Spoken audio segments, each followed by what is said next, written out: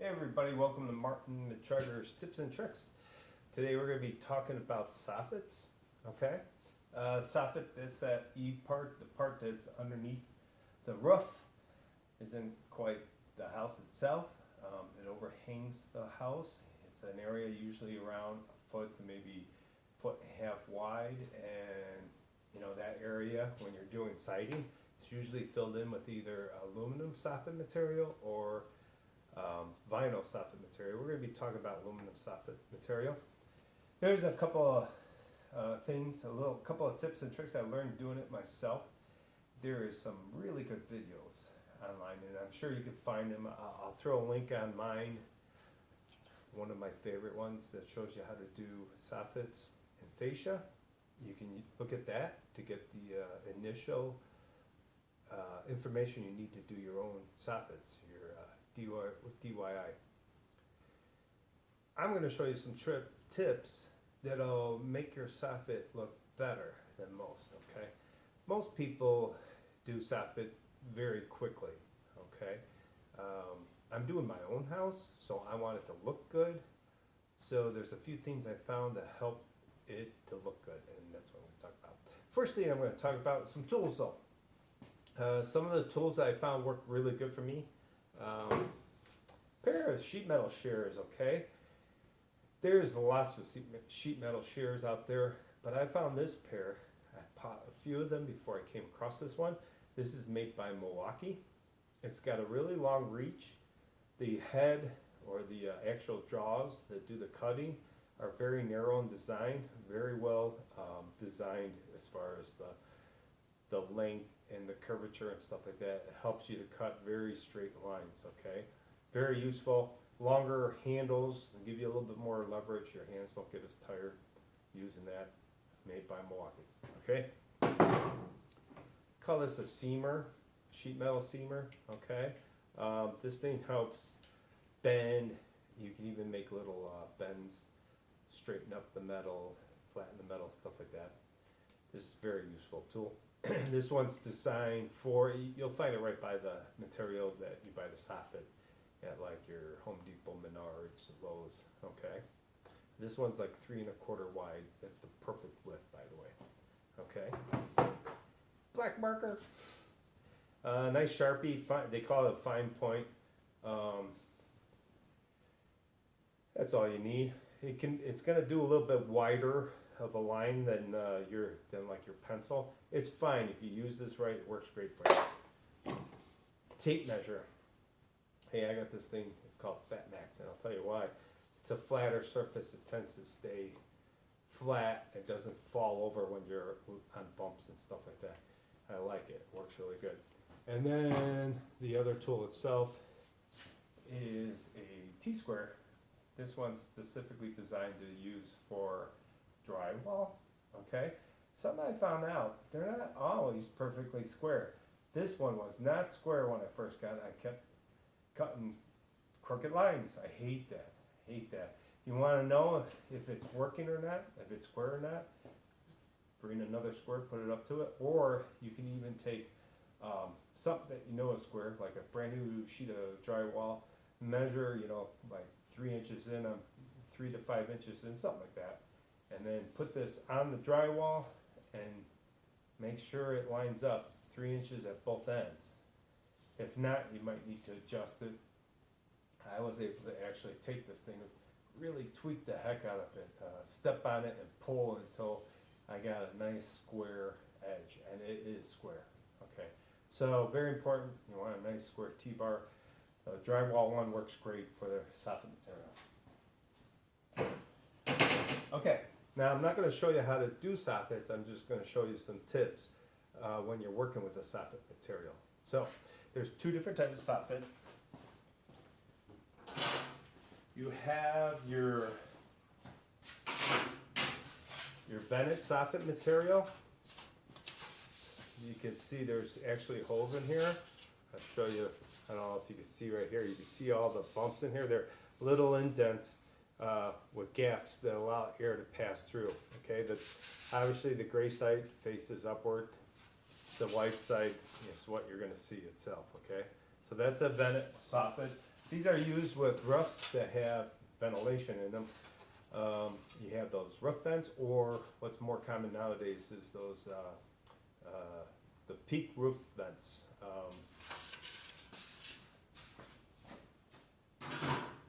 Anyways, you definitely need some kind of ventilated eave in order for the air to come out and exit at the top. Okay. This is your soffit. This one's solid, doesn't let any air through. This is used more for like something like if you have an overhang from a house, like a second story overhang. Obviously you don't want any air getting up in there. As a matter of fact, sometimes this is all you have plus some insulation on top of it. Some of them have a piece of wood in there. Either way, to make it look pretty, nice solid piece of soffit material. And this is aluminum that we're talking about. Now this, preparing it works the same whether it's vinyl or aluminum, but the things I'm going to show you with aluminum does not apply to vinyl soffit material, okay? So this is what we're specifically talking about, aluminum soffit. Anyway, all right. So first thing I'm going to show you is how to basically cut this. You measure your length. You usually measure the width between the wall and the outside of the house, okay? And you subtract a 1/4 inch, okay? And then what we're going to do is we're going to make a measurement. So I'll show you this right down here. Here's my material. Right here. All right, I gotta adjust this, okay. I'm gonna take my tape measure, and I know I need 26 inches. That's basically a 1/4 length less than the width, the total width to the outside, okay. And so I'm going 26, and I'm just gonna make a line just a little bit fatter, not quite 26 1/16, but basically 26 1/32. I'm going to make a little mark with my black marker, okay? So I don't know if you can see the black mark, but it's just a little black mark. Okay, so that's my black mark, and I'm going to draw a line across. Take my T-square. Now, soffit material has 2 edges, okay? One edge is the locking edge, and the other edge slips into the locking edge. So I'm putting the T-bar on the side that's the locking edge because it lines up with the flat surface of the T-bar. If you go the other way, it doesn't line up right. It's a lot harder to use. And then I just basically slide it until I just barely see the black mark, okay? Now I'm going to take my marker, I'm going to draw a line. And I'll tell you guys a little bit of a trick. Practice a few times with the angle. Once you get the angle down, you're going to be able to make a straight line all the way across. Obviously, if you go straight, it moves because of the little bump here. So I actually go on a slight angle when I'm in the deep, and then I straighten up with the shallow end. Okay, so I'm going to draw my little mark. Okay, and it don't have to be perfect, by the way. But once you find that angle, this goes pretty quick. All right. Now that you got that line, it doesn't have to be perfectly straight because your shears is going to help you to cut straight. Now, this one you want to take a little bit of time. This is probably what takes the most time out of the whole thing. You're going to cut across, but I'm cutting on the inside of the black line. That's my straight edge. I'm not cutting in the middle of it. I'm not cutting it to the right. I'm cutting it to the left because that's what's going to give me my 26 inches that I asked for. And start at this end. I'm going to actually kind of roll the material up like this.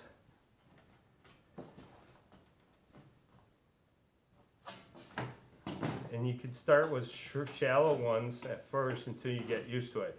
Now, as I cut, I'm actually rolling the sheet metal up. Now when I get to the end here, I make some smaller nibbles to go around that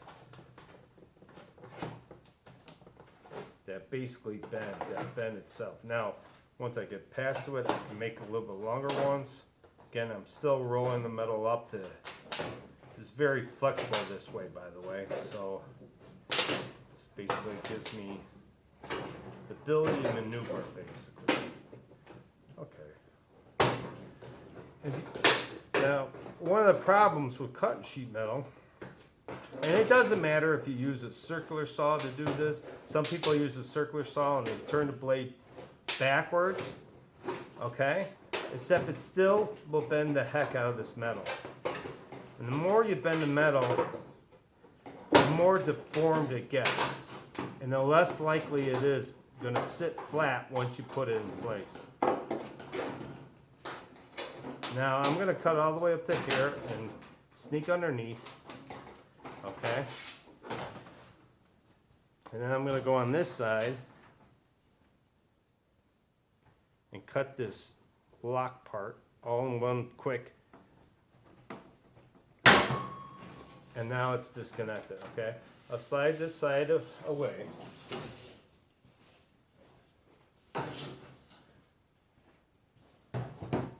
Okay, now I got my cut. Hey again, how's it going?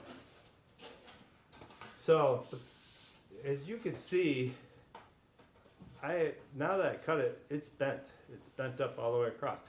And the better you get at this, the less bent this is. But initially you gotta bend it up, but don't panic. You're not gonna see this because this actually goes over the edge and it's gonna be covered. The reason you wanna straighten this is because this helps it to stay flat when it's in that track. So the first thing I do is I take my tool and I straighten all my bends. This bend right here, these seams you see, dippos, basically make the material rigid so it doesn't bend this way, okay? But it will bend this way, as you can see. See? And that's fine, because once we put it in place, it won't bend, but it'll go pretty wide this way before you need support, okay? Okay, so again, I'm going to take my tool. I'm going to use it to help bend and basically straighten all the bends that I made when I was using my tool to cut it, my shears. Again, you can use a circular saw. They say, oh, it doesn't bend it as much, but I've done it both ways. It still bends the thing. You can try it whichever way you want.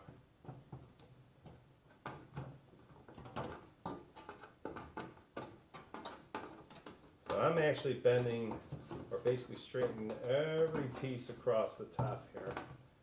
So I get to the very end, which is where the locking end is. Now, at this end, when I cut it, I squashed it together. So I'm actually going to use the tool to help spread it open. Basically what I do, take this, I squeeze it, and I take my finger right here, and my thumb right there, and I push to actually pull it apart. So when I pull it apart, now I got a nice V inside there for so that it sits flat, but it also is open where my lock goes in, right here. So I'll show you how this works. One piece of metal slides into this, like that. So if this is squashed, you're going to struggle to put it together. If you over open it up, don't worry about it so much. You can bend it a little bit straight, but this can be a little bit wide. It's easier if it's wider than squashed together, okay? So now you can see it's pretty straight across. I straightened it out. But we have one more problem. I'll show you.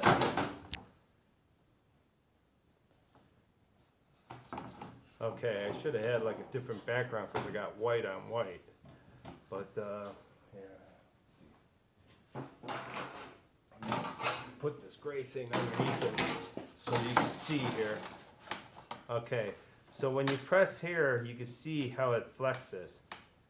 These all flex all the way across. And sometimes when you slide this up into the tracking that it goes into, it'll warp a little bit and you'll have weird gaps. You'll have these gaps because it'll actually bend like that, okay? And it won't sit flat, and I don't like that. I really want a nice flat surface. So this is the trick that I found. It really works nice, okay?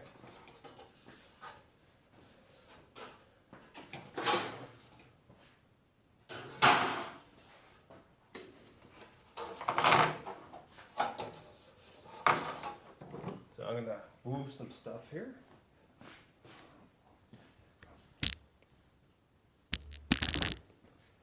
Alright, make sure you can see this. I'm gonna move this a little slightly off the edge. Okay? This is your seamer, and there's little notches in my seamer. If you go right to the very first line of the first V notch, it's about 1/8 of an inch, okay?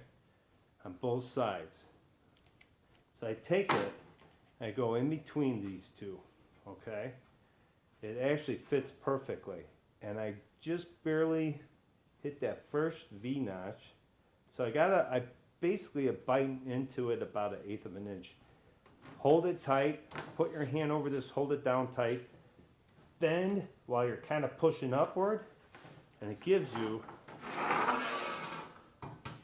a little bit of a bend right there. A 90. Remember what I told you? When they make these bends, they make the bends to make it rigid, more rigid. Well, now that I bent this, you can see it's nice and flat across, and it's very rigid. I'll do that all the way across. Now, this ain't as important when you're using the solid material, but I still do it. When you get to the end here, you want to make sure you're all the way across here because you'll accidentally grab this V. There's a little bit of a bend there that you want to leave in there, otherwise it won't sit flat too. So you go all the way up to there, bend it, make sure this V is still left in there, okay? See the V? It's hard to see, but if you did it yourself. Now, I have a nice flat surface with no flexing at all. As compared to this side, where I have flexing, especially like this first one flexes big time, okay? Now, so one other piece I want to show you.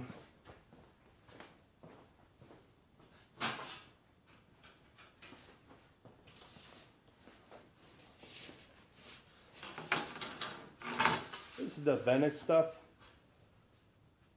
You see the vents through there? See the ventilation? Okay. This stuff is the worst, by the way. This stuff, when you get up there and you put a screw in to hold it in place, it twists this and you'll end up with this big pocket. So this is where my trick helps a lot. It doesn't totally eliminate the problem, but it helps a lot. So I'll go in there, I'll do the exact same thing, about 1/8 inch, grab it, hold it tight, give it a really good bend, almost a 90 will help a lot. And now it's once you put the screws in, it's tight. But it ain't perfect, so once in a while you gotta go underneath with your finger. 2 fingers on the outside, 1 finger in the bottom, bend it upward, and that'll help. That one you'll have to play a little bit when you're sliding in the soffit, you might have to bend it a few times. But I'm telling you, putting that little 90 there helps big time. Make it sit flat and make it look nice. Anyways, that's basically all I have. A couple of tips and tricks working with aluminum soffit material. Take it or leave it. It's what I found works good. I'm a little bit on the OCD side. I'm doing my own work here. I'm not professional. But again, there's a lot of websites that have the installation of this, I'll throw a link down, one that I like. I learned a lot, and then I just went a little bit further, found a couple of things to make my job a little bit easier. And next thing you know, I got beautiful soffits. So, hey, my wife likes it, so if my wife likes it, it's awesome. So, thanks again. Thanks for watching. If you want, subscribe to my channel. I'll have more tips and tricks about other stuff. I have one about IKEA furniture, so check that one out. Thank you and have a nice day.